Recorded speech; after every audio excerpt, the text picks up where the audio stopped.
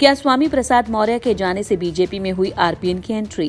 क्या आरपीएन सिंह के बीजेपी में आने से बढ़ेगी स्वामी प्रसाद की टेंशन?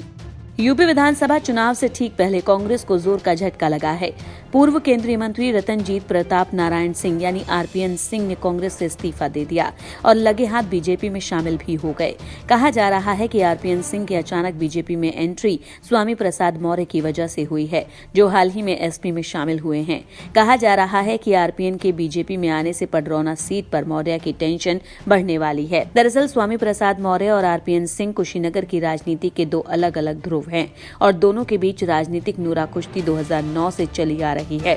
पिछले दिनों स्वामी प्रसाद मौर्य ने जैसे ही बीजेपी को अलविदा कहा, बीजेपी पडरौना सीट के लिए एक मजबूत चेहरे की तलाश में जुट गई।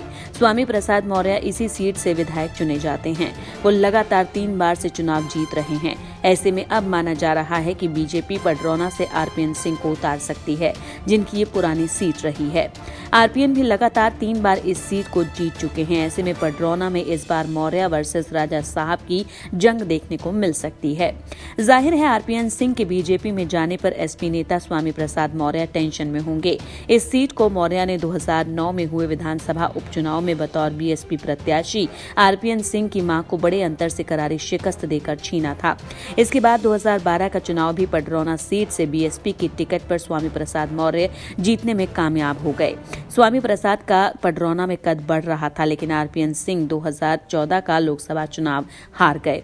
इसके बाद 2017 में मौर्य फिर बीजेपी में चले गए और पडरौना सीट से ऐतिहासिक जीत दर्ज की। 2012 और 2017 में आरपीएन ने मौर्य को हराने की कोशिश की, लेकिन वो कामयाब न हुए।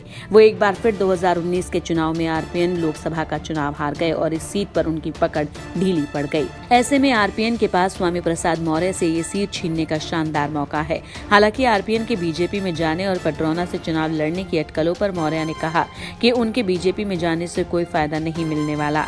एसपी का कोई भी कार्यकर्ता आरपीएन सिंह को पडरौना से हरा देगा। ऐसे में देखने वाली बात ये होगी कि इस बार इस सीट से कौन जीतता है। इंडिया न्यूज वायरल की रिपोर्ट।